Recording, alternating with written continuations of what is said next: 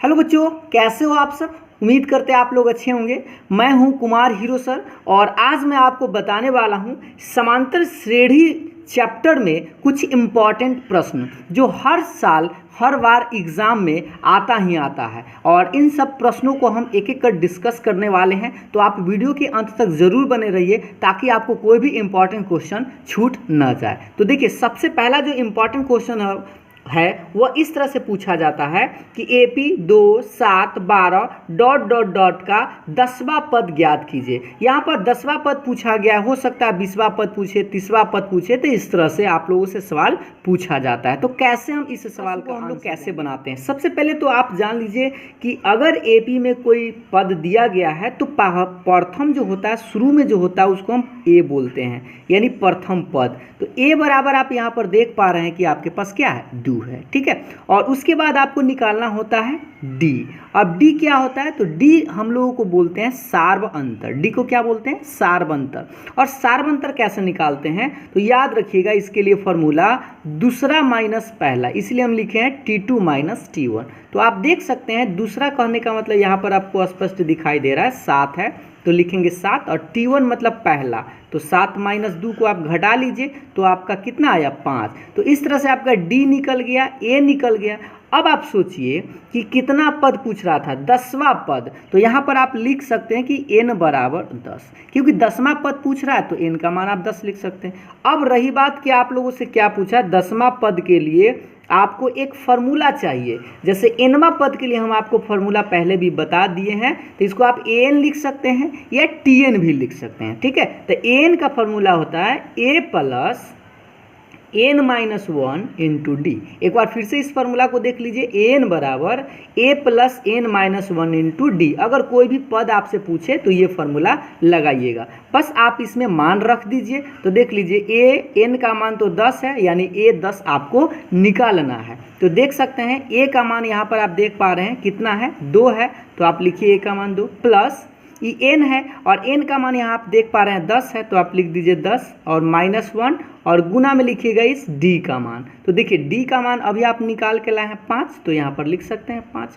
अब बस इसको आपको बना देना है। तो देखिए 2 रहेगा, 10 में से 1 घटाएंगे तो 9 और गुना में तो 5 है। तो पहले हम गुना करते हैं, जोड़ते नहीं ना, पहले गुना करते हैं। तो 2 छोड़ दीजिए और गुना कर दीजिए, तो 9 पचे 45, 45 और 2 को अगर आप जोड़ते हैं तो आपका आंसर आएगा 47, और ये रहा आप लोगों का आंसर। तो उम्मीद है कि आपको इस तरह के प्रश्न अगर आप लोगों से परीक्षा में पूछा जाता है तो आप आसानी से बना सकते हैं। अब हम लोग दूसरा प्रश्न देखते हैं। दूसरा टाइप कैसा प्रश्न आप लोगों से परीक्षा में पूछा जाता है, अक्सर पूछा जाता है, वह देख लीजिए एक बार ध्यान से। इस तरह से प्रश्न आपको रहेगा कि AP 3 8 13 18 डॉट डॉट का कौन सा पद 78 है। इसका मतलब आपको कोई AP दे देगा और यहाँ पर पद भी दे देगा और पूछा जाएगा कि कौन सा पद जो है 78 है, या कोई भी यहाँ पर नंबर्स हो सकता है, ठीक है। तो आप लोगों से पूछा जाएगा कि कौन सा पद। तो याद रखिएगा, जैसे ही पूछे कौन सा पद तो समझिएगा कि आपको n का मान निकालना है। किसका मान निकालना है, n का मान निकालना है। तो गौर से देखिए, यहाँ पर कौन सा पद को आप मान लीजिएगा, अंतिम पद। कौन सा पद को क्या मान लीजिएगा, अंतिम पद। तो इस सवाल को हम कैसे बनाते हैं देखिएगा एक एक करके, ठीक है।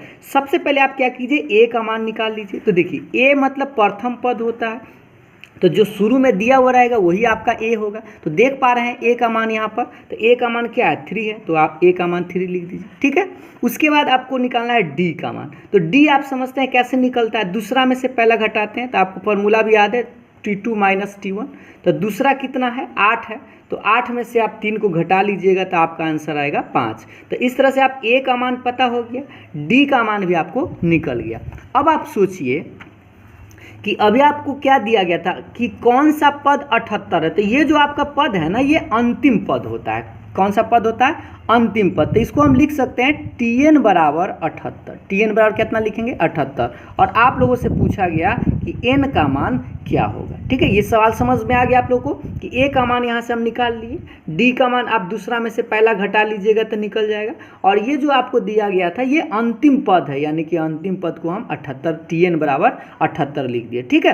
अब आपको n का मान निकालना है। तो अभी आपको एक फार्मूला बताए थे, गौर से देखिए कि an बराबर या Tn बराबर भी इसको लिख सकते हैं, ठीक है। Tn बराबर क्या लिखे थे, a plus n minus one into d, ये लिखे थे ना। अब आप देखिए एन कहिए चाहे टी एन कहिए, दोनों एक ही चीज़ है, ठीक है, इसमें आप कंफ्यूज नहीं होइएगा। तो देख लीजिए पहले एन मतलब टी एन का मान कितना दिया हुआ है 78, तो यहाँ पर आप लिख दीजिए 78। और देखिए ए का मान आपको पता है क्या, ए का मान 3 है, तो आप रख दीजिए ए का मान 3 प्लस, और एन का मान आपको पता है क्या, एन का मान तो पता नहीं है क्योंकि आपको एन का मान ही निकालना है, तो एन का एन आप छोड़ दीजिएगा -1 गुना, और ये रहा आपका डी।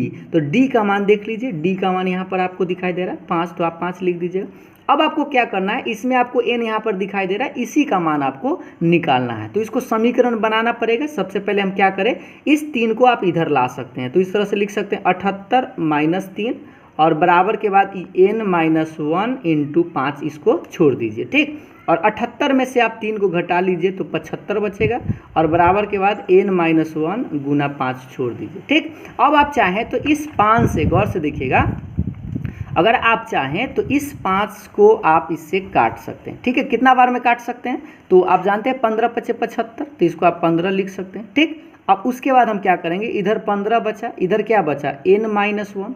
अब आपको n का मान निकालना था ना, तो n का मान निकालने के लिए आप क्या करेंगे, -1 को इधर ले आएंगे, तो 15 + 1 बराबर n बचा। तो इस तरह से आपका n का मान कितना है, 15 और 1 16। तो ये रहा आप लोगों का आंसर कि 16वां पद जो है वह कितना है, 78 है। तो इस तरह से अगर आप लोगों से कभी कभी सवाल पूछ दे कि अगर कौन सा पद अगर आपको दिया रहे और पूछा जाए कि कौन सा पद है, तो आप इस तरह से आसानी से आंसर निकाल सकते हैं। उम्मीद है आप लोगों को समझ में आ गया होगा। तो चलिए नेक्स्ट इंपॉर्टेंट क्वेश्चन को देखते हैं। सवाल आपको इस तरह से प्रश्न में भी मिलेगा, या आप अगर एनसीईआरटी बुक देखिएगा तो आपको इस तरह के प्रश्न जरूर मिलेगा, ठीक है। जैसे रिक्त स्थानों को भरिए, और आपको इस तरह से बॉक्स में दिया हो रहेगा कुछ, जैसे यहाँ ए है, डी है, एन है और ए एन है, ठीक है। और ए देखिए, ए के सामने 18 है, डी के सामने डैश है, और एन के सामने 10 है, और ए एन के सामने 0 है। तो आपको यहाँ पर जो डैश डैश दिखाई दे रहा है, इसमें आपको भरना है कि क्या होगा, ठीक है। तो सबसे पहले हम बात करते हैं इस प्रश्न को कैसे बनाएंगे। तो देख लीजिए,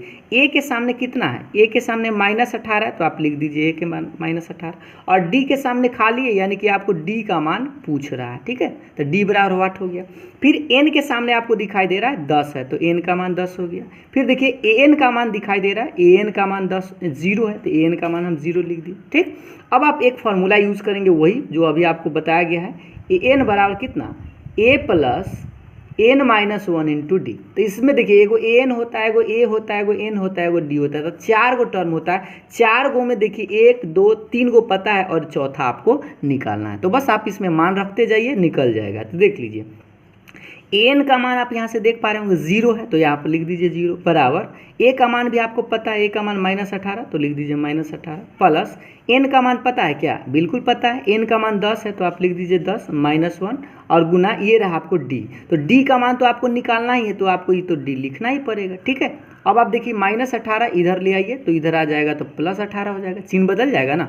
और 10 में से घटा लीजिए तो 9, और डी तो आपका ही रहेगा। इसको आप चाहे तो काट सकते हैं, 9 दूना 18। तो इस तरह से आपका बता दीजिए कि डी का मान कितना आया, 2 आया। तो इस तरह से आप यहाँ पर आसानी से आंसर कितना भर सकते हैं, 2 भर सकते हैं। तो हो सकता है कि आपको इस तरह के सवाल में 4 गो में कोई 3 गो दे देगा, और चौथा आप लोगों से पूछ सकता है, ठीक है। तो इस तरह के सवाल भी आप बना सकते हैं। एक और सवाल आपको बताते हैं जो इम्पॉर्टेंट है, वो इस तरह का सवाल है आप लोगों का। इस तरह से भी सवाल पूछा जाता है, बॉक्स करके दे देगा। जैसे यहाँ पर एगो बॉक्स दिया गया है, फिर 13 दिया गया है, फिर बॉक्स है, और फिर 3 है। तो रिक्त स्थानों को, पदों को ज्ञात करना, मतलब यहाँ जो आपको बॉक्स दिखाई दे रहा है, रिक्त खाना जो है, इसका मान निकालना, यदि यह एपी में है, ठीक है। ये किस में है, एपी में है, तो आपको बताना है कि यहाँ पर क्या होगा और यहाँ पर क्या होगा। तो इस तरह के प्रश्न जो है आप लोगों से पूछा जाता है। तो इस तरह के प्रश्न हम कैसे बनाएंगे, इसको देखते हैं। सबसे पहले मान लीजिए यहाँ जो खाली है ना, उसको आप इस तरह से आप मान सकते हैं T1, ठीक है। ये पहला खाली है, तो इसको T1 बोलेंगे, ठीक है।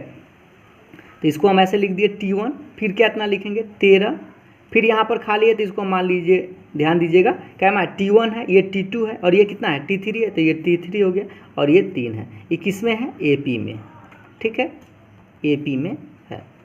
जो खाली था उसको हम T1, और याद रखिएगा पहला है तो T1, और ये तीसरा था इसलिए T3 लिखे। तो अब आप बताइए कि इसमें कौन कौन सा पद जो है आपको पता है। तो पद जो है आपको पता है दूसरा, और क्या पता है, चौथा पता है। तो अब सबसे पहले क्या लिखेगा, चूंकि ध्यान दीजिएगा आपको दूसरा पद पता है, तो दूसरा मतलब T2 लिखिएगा, ठीक। और दूसरा का कितना लिखल है 13 दिले है। अब आप हमको बताइए कि T2 का मतलब 13 है। अगर T2 का फॉर्मूला आपको बताया गया था कि T2 क्या होता है, मतलब दूसरा पद, और दूसरा पद का फॉर्मूला आपको याद होगा A प्लस डी होता है, याद है ना कि दूसरा पद क्या होता है A प्लस डी, और बराबर के बाद इस 13 को छोड़ दीजिए और इसको समीकरण 1 मान लीजिए। ठीक, उसी तरह से देखिए कि पहला, दूसरा, तीसरा और ये चौथा, तो चौथा पद भी हमको पता है, तो T4 भी पता है, तो T4 कितना है 3 है। अब आप बताइए कि T4 का भी फॉर्मूला आपको याद होना चाहिए, A प्लस 3D होता है और बराबर के बाद 3, और इसको आप समीकरण 2 मान लीजिए। अब आप सोचिए कि इस समीकरण 1 और समीकरण 2 को जब बनाइएगा तो इससे A और D का मान आएगा। किसका किसका मान आएगा, A और D का, और जब A और D का मान निकल जाए तब आप आसानी से यहाँ T1 और T3 का मान निकाल सकते हैं। तो देखिए हम इसको कैसे बनाते हैं। सबसे पहले तो आप समीकरण 1 को लिख दीजिए, A प्लस डी बराबर 13, इसको समीकरण 1 माने थे, और उसके बाद था A प्लस 3D बराबर के बाद 3 था, इसको समीकरण हम 2 माने थे। अब आप याद कीजिए इसको कैसे बनाइए, ए सेम चीज़ दिख रहा है तो इसको आप घटाने पर काट सकते हैं, घटाने पर तो चिन्ह बदल जाता है, घटाने पर तो चिन्ह बदल दिए। अब सोच लीजिए ए से तो कट गया, ए गो डी में से 3 गो डी घटेगा तो क्या गो माइनस में 2 गो डी, और 13 में से 3 घटाइएगा तो कितना बचेगा 10, और इस तरह से आप इसको काट सकते हैं। तो डी बराबर कितना बचेगा, इसको भी काट दीजिए आप 5 बार में, तो माइनस में 5। तो ये समझ लीजिए कि आप डी का मान तो निकाल लिए, डी का मान जब निकल जाए तो आपको ए का मान चाहिए। तो ए के मान निकालने के लिए आप क्या कीजिएगा, समीकरण 1 में रख दीजिएगा। किस में रखिएगा, समीकरण 1 में। तो समीकरण 1 में या 1 से निकाल दीजिए, तो समीकरण 1 आप देख रहे हैं, या 2 में भी रखिएगा तो उससे कोई दिक्कत नहीं है। तो देखिए समीकरण 1 देख लीजिए, A प्लस डी बराबर आपका 13 है ना। तो A का मान तो नहीं पता है लेकिन D का मान तो हम निकाल लिए हैं, तो A छोड़ दीजिए और D का मान देख लीजिए -5, तो यहाँ -5 लिख दीजिए बराबर 13। ठीक, अब हम लोग क्या कर सकते हैं, -5 को उधर ले चलेंगे तो +5 हो जाएगा। तो इस तरह से हमारा A का मान 13 और 5 18, ये रहा आप लोगों का आंसर। तो सोच लीजिए अभी हम D का मान निकाल लिए, A का मान निकाल लिए, लेकिन हमसे वो क्या पूछ रहा था, ये बॉक्स भरना है। तो बॉक्स, ये पहला बॉक्स है, तो पहला बॉक्स है ना, तो याद रखिएगा पहला बॉक्स को हम T1 बोलते हैं। तो T1 का मतलब तो A होता है, और A का मान देख लीजिए 18, तो पहला बॉक्स में आपका 18 भराएगा। पहला बॉक्स में कितना भराएगा, 18। फिर आपको कैमा बॉक्स है, दूसरा जो बॉक्स है ना, दूसरा नहीं है बल्कि नंबर में तीसरा है, पहला, दूसरा, तीसरा, तो तीसरा बॉक्स यानी T3। तो T3 आप बताइए, T3 का फॉर्मूला आपको याद होगा, क्या होता है A प्लस 2D। अब बस आप इसमें मान रख दीजिए, A का मान 18 प्लस 2, और D का मान देख लीजिए, D का मान यहाँ आप निकाल के लाए हैं -5, तो -5। ठीक, और ये 18 तो रहेगा, और गुना कीजिएगा 2 में -5 से तो -10, और 18 में से 10 घटाइएगा तो कितना आएगा 8। तो ये रहा आपका दूसरा बॉक्स, यानी जो बॉक्स खाली था उसमें, यानी कि यहाँ पर आपका देख लीजिए प्रश्न में कि यहाँ पर जो है पहला में कितना भराएगा 18, और दूसरा जो बॉक्स होगा खाली है वहाँ 8 भराएगा। तो इस तरह से आप आंसर आसानी से निकाल सकते हैं। तो उम्मीद है कि आप लोगों को समझ में आ गया होगा। तो यह रहा आप लोगों को इम्पॉर्टेंट प्रश्न था कि इस तरह के प्रश्न जो है आप लोग अगर NCERT एक्सरसाइज देखते हैं, बुक लोग को 5.2 में मिलेगा। आप चाहे तो एक्सरसाइज का क्वेश्चन भी बनाकर प्रैक्टिस कर लीजिएगा, ताकि आपको परीक्षा में अगर इस तरह का प्रश्न आता है तो आप आसानी से बना सकते हैं। अगर आप लोगों को वीडियो पसंद आया हो तो लाइक ज़रूर करिएगा, और अपना राय विचार देकर हमें कमेंट करके ज़रूर बताइएगा। ठीक है, तो फिर मिलते हैं नेक्स्ट वीडियो में, तब तक के लिए बाय बाय, थैंक यू।